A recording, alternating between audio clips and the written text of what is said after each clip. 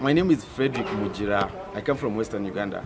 I have over 10 years of experience in environmental journalism. Western Uganda is a region that has had over 60% of water bodies, lakes, shallow water wells dry up as a result of climate change and several other factors. These are issues that led me to join environmental journalism, and that's why now I report environment, water, climate change, and several other issues. My name is Annika McGuinness, and I'm a journalist working in Uganda. Uganda is the source of the Nile River, which runs through 11 countries in Africa up to Egypt. Millions of people depend on the river to support their livelihoods. But population growth, climate change, land grabs, new dams, and political conflicts are threatening water security for the citizens of the Nile countries. Because of this, people must have access to real information about their water challenges to be able to demand action from decision makers. But media reports are lacking. Media houses don't invest a lot in science or data journalism, and journalists lack the skills in being able to translate data and scientific concepts to the real human impact of problems like climate change. Instead, journalism that is based on rumors has been shown to actually worsen conflicts and misinformation.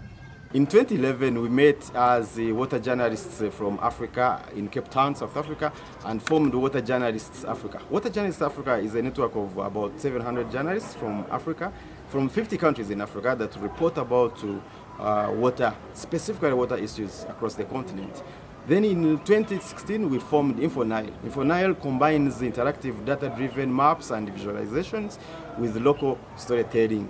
Our goal is to promote more informed reporting about water and environmental issues across the Nile Basin in Africa. With the Civicus funding, we will provide 8 small grants to journalists in 6 Nile Basin countries to report database stories about local solutions to climate change that are helping communities to adapt in their local contexts.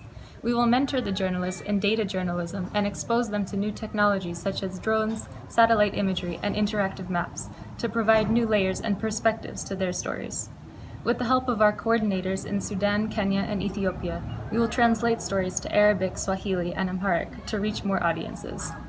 All stories will be published on the journalists' local media houses and on our own platforms.